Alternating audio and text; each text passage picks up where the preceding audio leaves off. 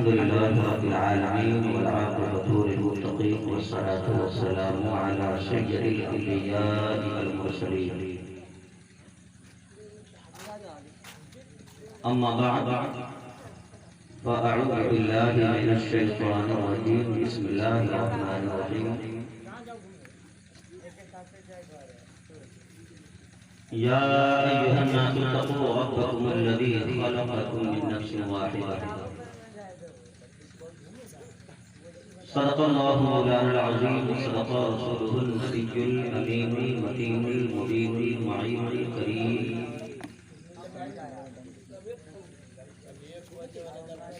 व नहनु अला ज़ालिका लमिनश शाहिदीन वश-शाकिरीन वल्हम्दुलिल्लाहि रब्बिल आलमीन।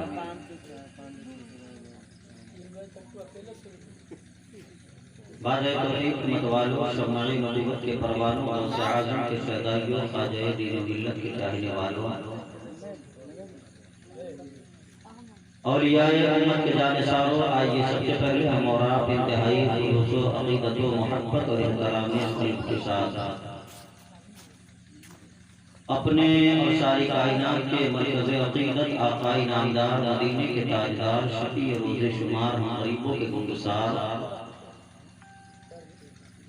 सैयदे अबरार व अख़यार आमिना के लाल, जिनका चेहरा वद्दुहा, जिनकी ज़ुल्फ़े वल्लैलि इज़ा सजा, जिनका मुबारक सफ़र सुब्हानल्लज़ी असरा। आइए उसी रसूल हाशमी मक्की मदनी अरबी की मुक़द्दस व मुहतरम मुअज़्ज़ज़ बारगाह में झूम झूम कर जी लगाकर बआवाज़ बुलंद दुरूद पाक पढ़िए। अल्लाहुम्मा सल्लि अला सय्यदना शफ़ीअना मौलाना मुहम्मदिन बारिक वसल्लम सल्लल्लाहु अलैहि सलातो व सलामुन अलैका या सय्यदी या रसूलल्लाह सल्लल्लाहु अलैहि वसल्लम। हज़रात, आपने मुझसे पेश कर कई एक तकारीर, नातिया शायरी, नए नए शोरा को,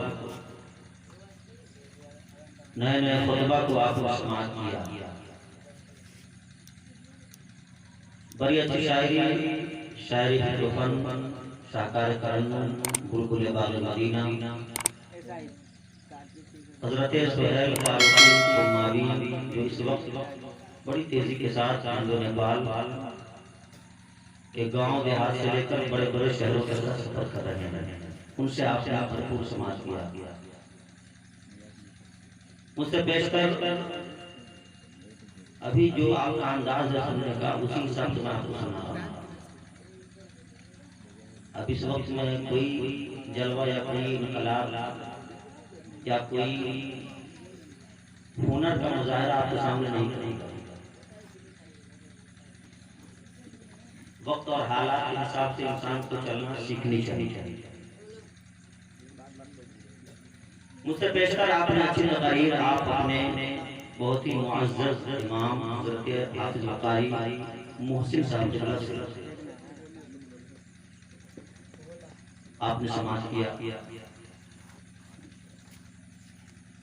मेरी ये आपसे इत्तेफ़ाक़ी मुलाक़ात बज़रिए मेरे बड़े अज़ीज़ शागिर्द, जो मेरे लिए बेटे की हैसियत रखता है, हाफिज़ मुश्ताक और उनके साथी जनाब हाफिज़ अब्दुल खालिक साहब, ये इन दोनों बच्चों की दिलजोई के लिए आपके सामने रूबरू होने का मौका मिल रहा है। वरना मैं इतना लंबा सफर करके मुझसे अच्छे अच्छे बोलने वाले हैं, मेरा आना कोई जरूरी नहीं था। ये इनकी दिलजोई, इनकी मोहब्बत, और ये वो बच्चा है जो मेरी दरगाह में बड़ा ज़हीन भी था और बहुत तेज तर्रार था, जिसको मैंने नाज़रा से लेकर अल्हम्दुलिल्लाह ये करीब मेरे पास कुरान का आधा हिस्सा जो है मेरे पास मुकम्मल किया। और उसके बाद एक जब इंसान के लिए जब पुरुष बन जाता है ना, तो उसके लिए मंजिल आसान हो जाता है।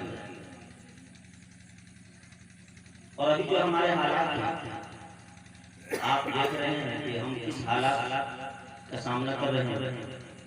हमारे लिए ये वक्त भी मुनासिब नहीं है यहाँ पे बैठ कर, और ऐसे आलम अपने वक्त में सर मैं शादी के ताल्लुक से चंद बातें आपको बताऊंगा। मैंने पहले आपको बता दिया कि कोई जलवा नहीं दिखाऊंगा, कोई हुनर दिखाने की जरूरत नहीं, बस मोहब्बतन आप सुन लें और मैं आपको चंद बातें बता दूंगा और शिरनी हाथ एक मतलब और मुझे पार पड़ गया। अल्लाहुम्मा सल्ली अला सय्यिदना मुहम्मद व आलिहि व सल्लम अलैहि या सय्यदी या सल्लल्लाहु अलैहि वसल्लम। हज़रात शायद कहता है कौल मोहम्मद कौल खुदा, फरमान न बदला जाएगा। है कौल मोहम्मद कौल खुदा, फरमान न बदला जाएगा, बदलेगा ज़माना मगर सुभान अल्लाह सुभान अल्लाह। और कुव्वते ज़िक्र व अमल पहले फना होती है, कुव्वते ज़िक्र व अमल पहले फना होती है, फिर किसी कौम की शौकत पे ज़माना और न सब लोग एक जाओगे हिंदी मुसलमान। आज हमारी हालत उस दहलीज तक पहुंच चुकी है, हम कहीं कहीं मकाम नहीं रखते। उलमा यहाँ पे मुअज़्ज़ज़ जो रात दिन सफर करते हैं, सोशल मीडिया आपका ज़्यादा इस्तेमाल करते हैं। आप इनसे पूछिए आज हमारा मकाम और मर्तबा किसी मकाम पर कुछ हैसियत हमारी नहीं है, ना किसी ओहदे पर लायक है, ना किसी इज्जत के लायक है। हर जगह हम जूते की नोक पर उड़ाए जाते हैं, हर जगह बेइज्जत किए जाते हैं, हर जगह जिल्लत व रुसवाई का सामना करना पड़ता है। सिर्फ उसकी एक वजह और सबसे बड़ी वजह यह है कि हमने रसूल आज़म सल्लल्लाहु अलैहि वसल्लम के बताए हुए तरीके को छोड़कर हमने मुश्रिकों के तरीके को अपना रखा है, गैरों के तरीके को अपना रखा है।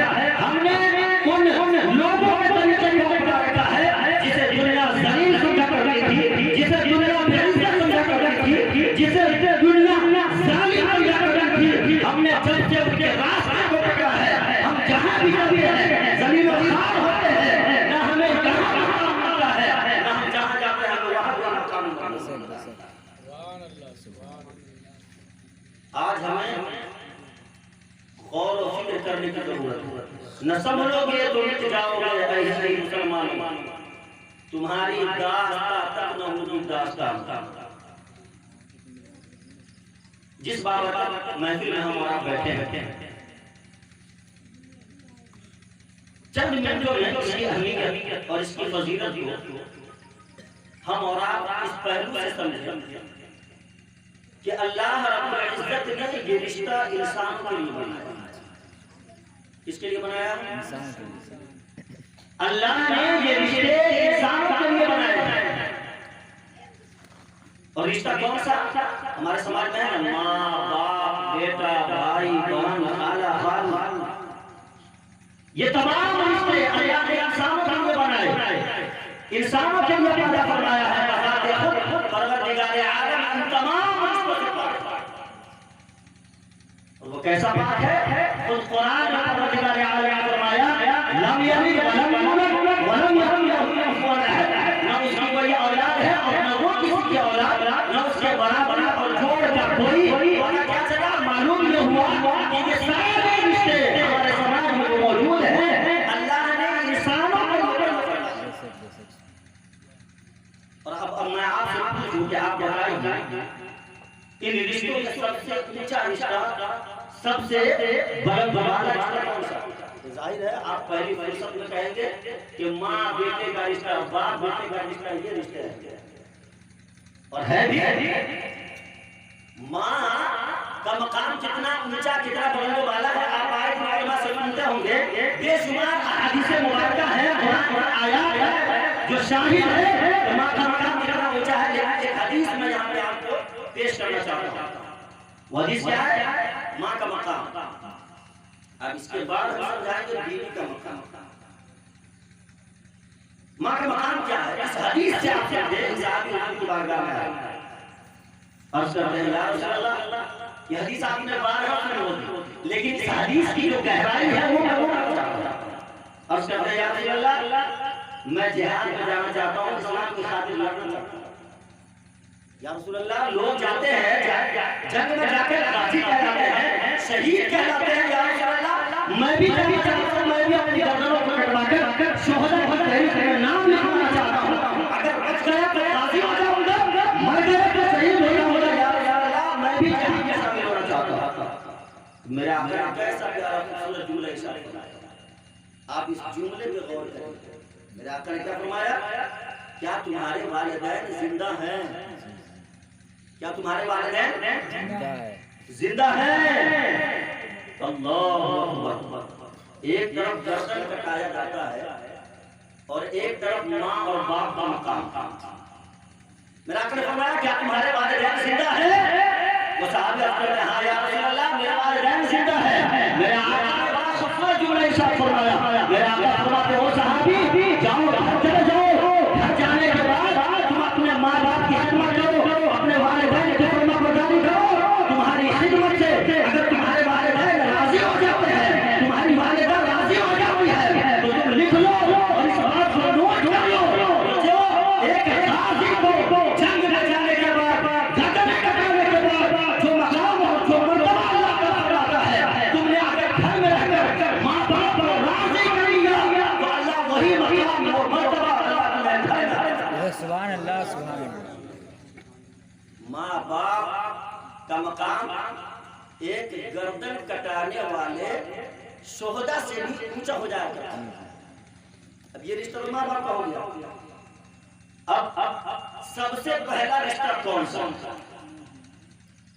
तो जाहिर है इस रुए जमीन पर सबसे पहला इंसान कौन है?